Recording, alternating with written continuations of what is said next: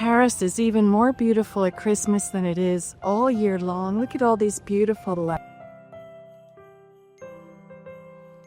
There's something magical about this city during the holidays. Familiar landmarks like the Place Vendôme and the Eiffel Tower are transformed. Beautifully decorated streets and shops. Chanel's boutique is wrapped in a tweed bow. Pourquoi je reste pas là? Dior's shop turns into a work of art. Look at Vuitton. Its logo lights up the building and sparkles.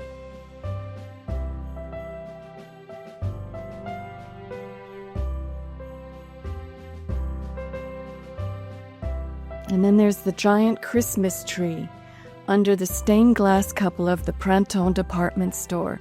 The store is 160 years old. And my neighborhood chocolate shop has an animated window scene with puppets that the owner told me she loves to design a different scene every year.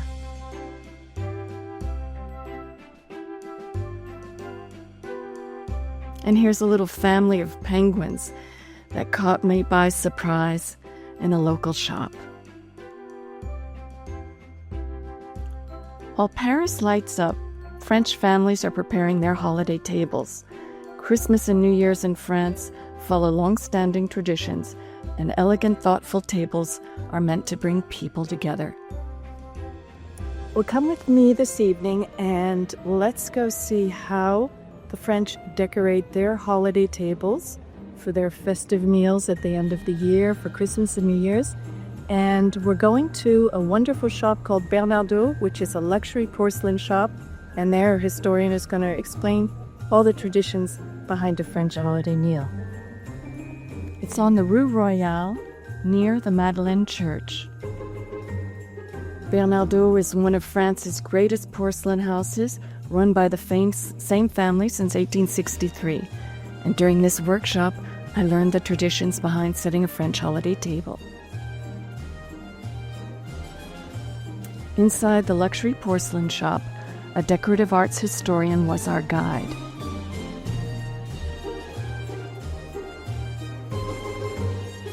We learned how this table was set following French traditions shaped in the 17th and 18th century and how to add a modern touch. What makes Bernardaud's porcelain so special is its quality, its refinement, and balance. Seeing it styled here for the holidays shows how fine porcelain can transform a table. Beautiful table decor for the holidays in France is considered as important as food. It adds to the appreciation of the meal and enjoying each other's company. If everyone is distracted on cell phones, no one is going to be truly present or enjoying being together. The French believe that a beautiful table keeps the family at the table enjoying the meal and their time together.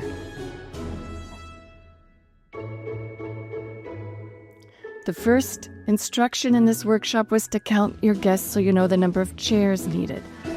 The number of chairs determines the space you can provide between each guest. Traditionally, 40 centimeters or 16 inches between place settings is best so no one feels crowded. Once you have the right number of chairs at a good distance, then you can put a place setting in front of each chair.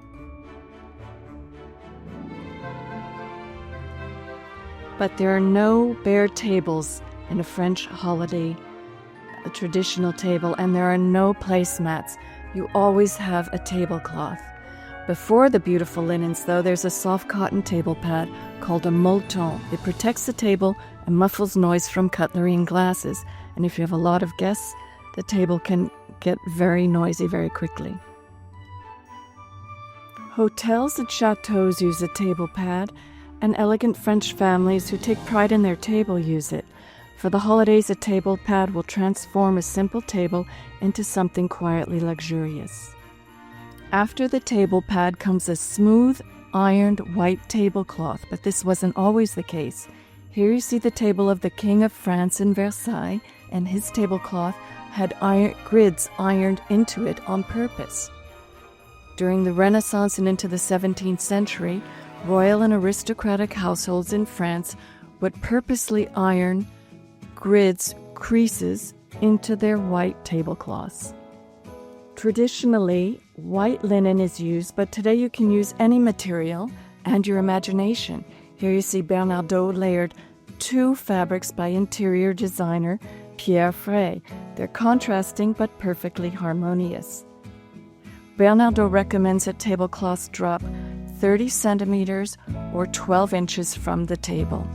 It's not too long that guests become tangled in the tablecloth as they sit. But historically, this wasn't always so. Planks were set on temporary rustic trestles during the Middle Ages and Renaissance, since there was no dedicated dining room. Long tablecloths hid the trestles underneath, as you can see again at the King of France's table here set up in the castle of Versailles.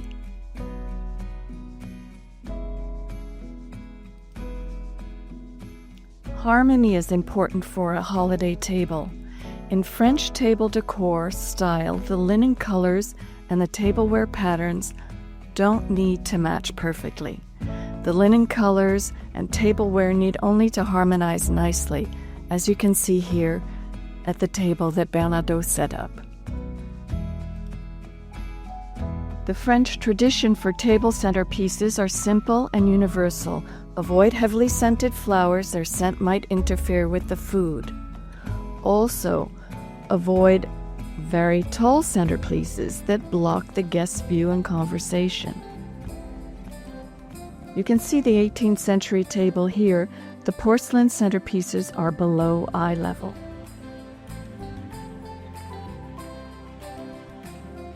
The French like to add decorative elements to represent the season or theme of a meal. Pine branches, cones, decorative mushrooms are weaved into the centerpiece decor here, subtle reminders of the time of year. Make sure tall centerpieces are not wide enough to block the guest's view, like the silver centerpiece on this table. After the centerpieces are arranged, plates can be placed the width of 2 fingers from the table's edge, just enough to look harmonious without crowding the table's edge. Here you see 3 plates. The bottom is the charger plate or Assiette de Présentation. Above it comes the dinner plate, then either the starter or the soup plate. Bernardaud recommends not stacking more than 2 plates onto the charger for the balance and elegance of the table. French table decor always emphasizes balance and harmony. Charger plates became popular in the United States in the 20th century and later in Europe. It keeps the table looking full between courses so guests don't find themselves at an empty place setting. But they require 20 to 24 inches between place settings so guests don't bump elbows. Hot soup can be placed just before the guests come to the table to save you time. Cold starter courses like salads are placed only after guests are seated to show it is fresh and plated at the last moment. When 2 starters are served, the soup bowl is removed first, then the second starter is set down. Then there's the bread plate. At Bernardaud, the bread plate is often the most decorative piece because it holds very little food. In France, bread either goes on a small plate or directly on the tablecloth. Americans find this shocking, but it's a tradition in France. The French don't serve butter with a holiday meal unless it's for bread served with oysters. Oysters are served during Christmas and New Year's meal, so that's why you see a butter knife here. You would place the pat of butter on the edge of your plate.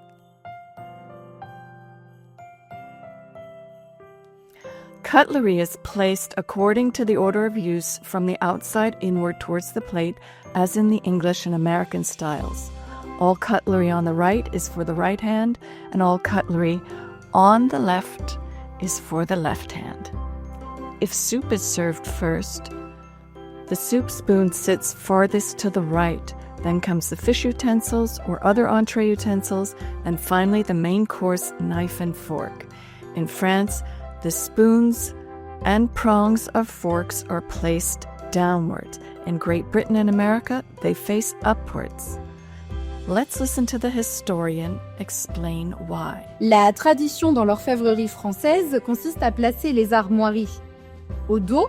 Donc, quand on dresse une table traditionnelle française, la cuillère va venir se poser dans ce sens-ci. La fourchette, pareil, aura les dents posées vers la table. En Angleterre, les armoiries sont ici. Et dans tous les pays du monde anglo-saxon, les armoiries sont ici. Aligning cutlery of different sizes centrally and not in an even line across the bottom creates a more balanced visual line. That notion of balance is important in French table decor. For example, the knife blade is turned inward toward the plate as a courtesy to those seated next to you so they don't have a sharp blade pointing towards them. Many of these traditions were established in the 17th and 18th century. Cutlery farthest from the plate at the top is used first. Then you move downward towards the plate to the next set of cutlery. The cheese knife and fork are at the top, arranged with the handles pointing in opposite directions. They'll be pulled down towards the left and right sides of the plate for the hand that will use them. If you don't have room on your table, you can bring these out later. Below that are the dessert spoon and fork. Both handles are placed in the same direction this time, arranged only for the right hand that will use them. Traditionally, the French table was designed for right-handed diners. While the knife and cheese fork are meant to be used at the same time, the dessert spoon and fork are not. Here's why. The historian explained that all French desserts are meant to be eaten with a fork. However, some desserts are served with a sauce. This would need to be eaten with a spoon. Traditionally in France, you would eat the main part of the dessert with the fork. You would finish up the sauce with a spoon.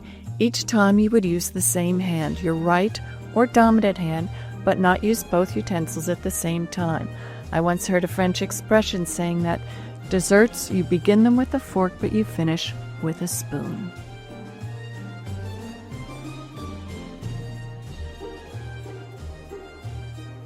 Traditionally, napkins were placed on the right side in France because table design favors right-handed people. Today, most French tables follow the English style on the left. Glasses are arranged to form a diagonal line above the dinner knife, water, red wine, and white wine, tallest to shortest from left to right. If your water glass is a low modern goblet, reverse the order to preserve the descending line. Since French table decor was designed to accommodate right-handed people, the progression from high to low and left to right is such that if you reach across the table from the right to get a glass, you don't knock over the others on the way. This is what would happen if the tallest glasses were on the right, and the champagne flute goes behind the row between the first two glasses. In the 19th century, tables could hold up to 8 different glasses per place setting. Champagne flutes and Rhine wine glasses were the tallest and placed behind the other glasses. Bernardaud recommended if you serve champagne only with dessert and there's little room on your table, then bring out champagne glasses with dessert for an element of surprise.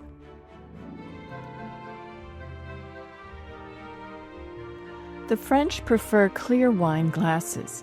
France being a major wine-producing country, the wine itself is the star, so the French want to make sure the color of the wine is visible and can be enjoyed, and therefore clear wine glasses are used.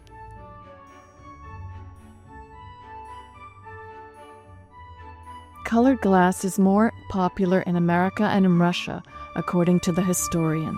French luxury crystal houses have always produced beautiful colored wine glasses for their foreign clients. For example, in the 19th century, Baccarat produced colored wine glasses for the Russian czars. Colored glasses can be used for water on a French holiday table, as I've done for my table here. When planning your holiday meals, your holiday table should reflect you. The workshop at Bernardaud concluded with this message: the classical French codes are there to guide you towards a beautiful, harmonious table, but adapt them to your style by mixing heirloom crystal with contemporary porcelain, or maybe even leaving a designer table visible with a pretty runner instead of a tablecloth. Use colored water glasses, but keep wine glasses clear. Mix a traditional white tablecloth in a modern setting. While there are traditional table decorating rules in France, those rules, as the historian reminded us, are just guidelines to be broken. Instead of a white tablecloth, try using materials with a print for the holiday meal you're preparing. The most important thing I learned from the workshop is this: tradition inspires but doesn't confine. Make your holiday table as enchanting as you can. But also make sure it's practical for your guests. If centerpieces are tall, make sure they're thin so guests can see and speak to each other easily. The goal is pleasure, harmony, and beauty, not rigid rules. I hope this video inspired you to create a holiday table that makes you feel good and has meaning for you and your family. See all of Bernardaud's beautiful porcelain creations at bernardaud.com. And if you enjoyed this video, give it a like and subscribe so we'll see each other in my next one. Let me know in the comments below what other video topics you'd like to see from France. À bientôt!